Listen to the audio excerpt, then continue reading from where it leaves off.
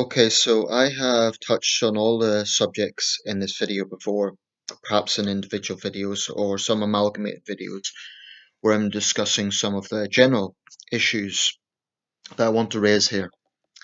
But this is kind of encompassing everything, so a bit of a summary, I guess. Um, Maybe now is a good time to talk about it because we're in this lockdown and there is some speculation as to what way, if any, society will change after this. Um, I do hope there are some changes. I can't say what they might be, and that might be in for another video. But I want to talk about a certain trend I've noticed in British television over the last, let's say, 2 decades, let's say the 21st century, to have a tidy cut-off point, although it's not precise. Certainly with the rise of reality TV. Um, with the death of Caroline Flack earlier this year, there was a lot of discussion over compassion in what we see as entertainment and how networks treat their guests and their personnel. ITV is a network that's come under particular scrutiny. Of course, they were heavily involved in the Jeremy Kyle scandal last year. Um, I do think that I think that British TV is probably still the best in the world.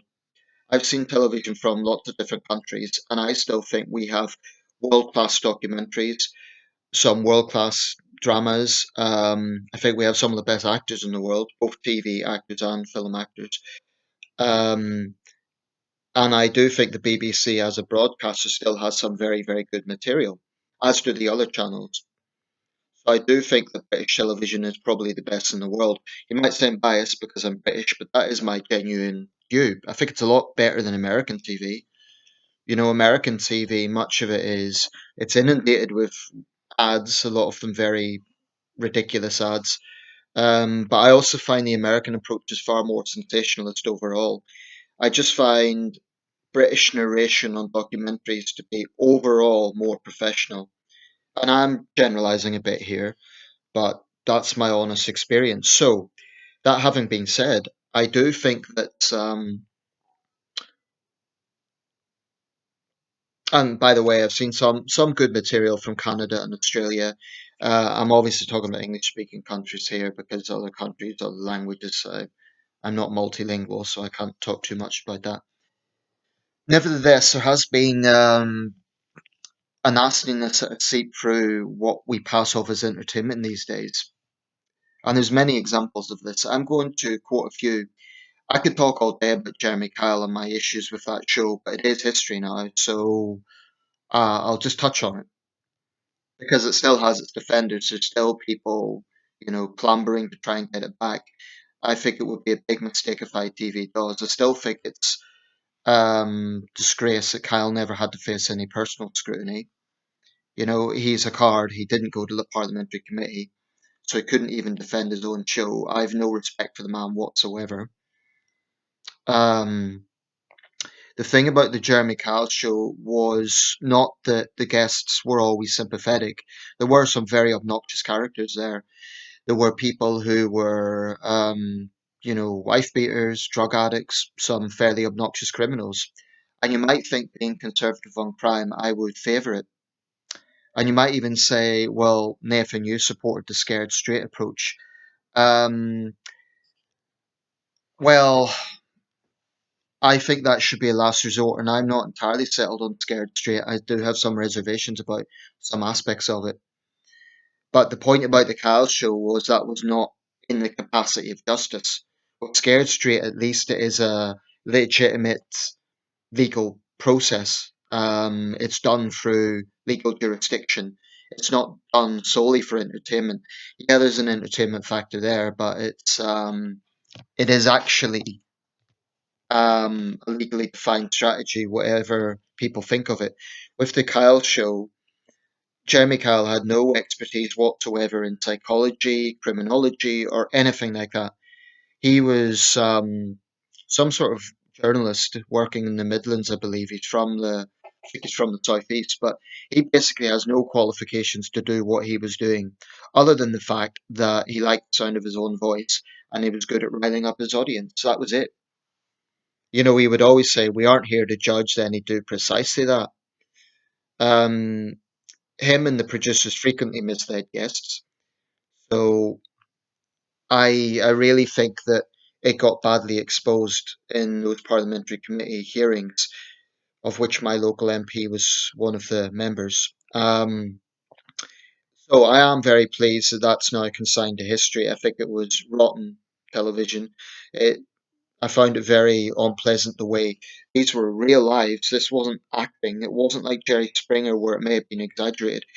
These were real people with real dramas going on, and their their stress and their emotional turmoil was used as a format of entertainment. And some people might say, "Oh, well, these people need to be spoken up to." But here's the thing: Kyle and his producers paid the money to appear. So you might think, "Oh, he's putting them in their place," but they were given money to appear on the show. They were actually getting an incentive to appear on the show. And it wasn't because it can fix their problems, it was a financial incentive. So that is automatically should raise red flags. Anyway, like I said, I could talk about Jeremy Kyle all day. I think it was trash. I think Kyle is a cynical hypocrite. I mean, he spoke about being such a great father, but he has not exactly got a squeaky clean record himself. There were reports, for example, that he'd used Class A drugs, which is illegal. He was a compulsive gambler. Now, does Kyle get up and say, I done these stupid things, learn from my mistakes? No, he says, I'm better than you. So I find the man utterly obnoxious, a complete hypocrite. And I don't have much respect for the people who support him either. I could attack Jeremy Kyle, but without a studio audience, he wouldn't have had the show. So those people who go in to make themselves feel good by jeering at the guests, um, and it's very easy to look down on the guests because some of them really were quite obnoxious. I'm not saying that I'm sympathetic to the guests. In particular, I just think the whole format was cynical and very, very. I don't see what it really achieved. Whatever positive outcomes there may have been from some episodes, it doesn't justify the amount of times guests were misled. It doesn't justify the sort of sloppy aftercare treatment they had. And it doesn't change the fact that whatever ITV claimed, their number one interest was ratings. So then there's other formats as well. Look at X Factor. Look at Britain's Got Talent. Unquestionably, there is some entertainment value in those shows. There are some interesting novelty acts that I can see would be entertaining. But there's also an approach they have on those shows where they will deliberately allow contestants who clearly are deluded. They don't have the talent. So why are they letting them get through to the televised stage? It's obviously so that they can get the studio audience to jeer and laugh at them. And I think there's something particularly nasty and mean spirited about that. I mean, yes, some of these people are deluded. Their friends tell them they're great, they're not. But that doesn't mean I'm going to get any sort of satisfaction or pleasure from seeing them jeered off. I mean, sometimes I've seen someone try to perform and maybe their guitar isn't quite working properly, and immediately the crowd gets, they start jeering. They're like a bunch of hyenas. I think it's very mean spirited. Um, and yeah, it's just depressing to see that. And the judges encourage it. They know what they're doing. They're clever people. They actively encourage that sort of mentality. Um, then Gordon Ramsay. That's one that is a complete mystery to me. People treat the guy like he's some sort of culinary hero. I've no doubt that Gordon Ramsay can. He's a world class chef. I'm sure his food tastes great. I'm not personally into fine dining myself, but yeah, I'm sure he's a good chef. I'm sure his stuff is good. Doesn't justify his approach, in my opinion. Yelling in someone's face, telling them they're a loser, saying, "Young man, when I was your age, I was doing X, Y, and Z." No, I don't find that entertaining. And the critique or the defense that his fans make is, oh, it's constructive criticism. He tells them what they need to hear. My response to that is, okay, have constructive criticism. But does that really require yelling in someone's face? Does it really require insulting them in front of the cameras? Does it really require degrading someone to that extent? Why not just say, okay, you follow my advice or you leave the show or something like that? I do not see any justification for the way Ramsey yells in people's face. That says to me that he has no self control. It says to me that he's an obnoxious bully who tries to get power over people by bullying tactics. So I cannot have any respect for Gordon Ramsay. I don't care what he does for charity. I don't care if he's a world class chef. Someone who makes their fame out of those sort of tactics. No, I don't see what's honourable about that. And I'm not saying that's all he's about. I've seen enough of his programs to know what he's about, but it's a big portion of it. It absolutely is. And let's face it, people do tune into Gordon Ramsay in the hope that he will blow up in someone's face. It's just obvious that's what they do. So those are three examples, but there's others. I've spoken about Piers Morgan before. You know, Good Morning Britain, they have these clickbait titles like Piers is furious about this person, but then of course they won't let you comment in response. They block their comments. So I want to be clear about a few things here. People, I can already hear the responses. Oh, don't watch it if you don't like it. Well, I don't watch it actually. I've seen enough in order to have a basis for this criticism. I don't watch these shows, okay? They would depress me. I don't watch them. And I haven't even named all of them. I haven't spoken about Big Brother, I haven't spoken about all the other reality TV stuff. I'm not saying all reality TV is mean spirited. I don't think it is. Some of it's more quirky or strange as opposed to mean spirited. But I do think there is an inherent nasty streak with reality TV, a lot of it. Um, so people say don't watch it if you don't like it. No one forcing you to watch it. True, that's absolutely true. But I'm just saying, as someone who's interested in socio-political issues, as someone who's aspiring to be a journalist, as someone who's interested in politics, as someone who's interested in all these things, I do take an interest in why it is that this has become what it has.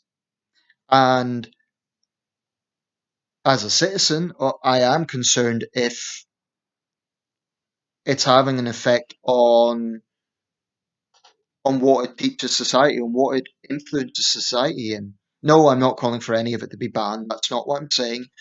But, I'm entitled to my opinion, and I think there is a very nasty streak in this sort of format. And it depresses me that it's garnered so much support. I mean, all the things I've named have legions of followers. And I suppose the less cynical side of me could say, okay, well, maybe people genuinely do watch Gordon Ramsay because they want to pick up recipes. Maybe people genuinely do watch Britain's Got Talent because they want to be entertained by some of the acts. Maybe people did watch Jeremy Kyle because they were sociology students. But the more cynical side of me thinks people watch Jeremy Kyle because they want to feel good about themselves by looking down on people they saw as you know pretty obnoxious individuals, and they treated Kyle like some sort of messiah. They watch Gordon Ramsay because they want to see someone yell in his face, and they watch X Factor and Britain's Got Talent because they want to see the studio audience jeer someone off. I mean, there seems to be a real hypocrisy in society that when we have regular bullies, say some mouthy person was, giving a hard time to a shopkeeper or whoever, they were a bully, a very obnoxious person, people would judge them, understandably so. But why are the same standards not then held to these multimillionaire presenters? Why is it celebrity bullies get a free pass, but ordinary bullies don't? Why is it they're admired? Is it because they're wealthy? Is it because they're famous? What is it? People say, oh, they're successful. Well, I wouldn't boast about my success if I'd made my success off those sort of tactics. And people say, oh, well, Gordon Ramsay's a nice guy in real life. It's just for TV. Well, I don't really buy that. Even if he is, even if he maybe has another side and he's very soft spoken and he's does a lot for charity, etc. It doesn't change the fact that what he is promoting in his public profile is, in my opinion, a very negative thing. It's saying that the only way to be successful is by yelling in someone's face. It shows to me a big loss of self control. But but that's all the time. It's not like a one off. It's it's what he's known for. And before people say I'm a snowflake, I don't mind anyone being controversial, right? I'm not a fan of political correctness. I don't mind controversial opinions, but I do draw a line at bullying, and everything I've mentioned has an aspect of bullying in it. With Jeremy Kyle, now you might say that people, his guests, are bullies themselves because of the things they do, but he has also brought on people who clearly have mental health problems. I mean, thank goodness the show is history, but ITV is talking about bringing him back in some format, and they had this nauseating excuse: "Oh, Jeremy has a loyal fan base." You know, they treat the guy like he's a hero. That's what I find absolutely obnoxious. When there is significant controversy over these things, it's never the presenters themselves that have to apologise. It's the network, because these people are treated like they're untouchable. That's what I find to be obnoxious in the extreme. Why is Jeremy Kyle untouchable? You know, why is Gordon Ramsay untouchable? Why do their fans think that they're above criticism? That's what I find really, really galling. And it's just a cynical, shallow aspect of our society that people follow this crap. And I'm not saying I'm holier than thou, I'm not saying I'm perfect, but this depresses me and I don't get it. And then we question why, there's suicide rates, what we question why people take their own lives from bullying. Is it any wonder when this is turned into a form of entertainment? Summed up, I think we need more compassion. I think we need more compassion on what passes as entertainment. I mean, in the 90s, there were shows like The Generation Game, Gladiators, Crystal Maze, it was game shows for Saturday night TV, um, Who Wants to Be a Millionaire, those sort of things that they occasionally had the little jibe, but they never got nasty. You know, there was never a nasty aspect to it. It was all good fun. It was all in good spirits. I honestly think some of the stuff that passes for entertainment today, so much of it is clearly marketed to be sensationalist, to be controversial just for the sake of it. And it's definitely a decline, in my opinion. I'm not saying there's still a lot of good TV out there, but there has been a decline in that sense, in my opinion.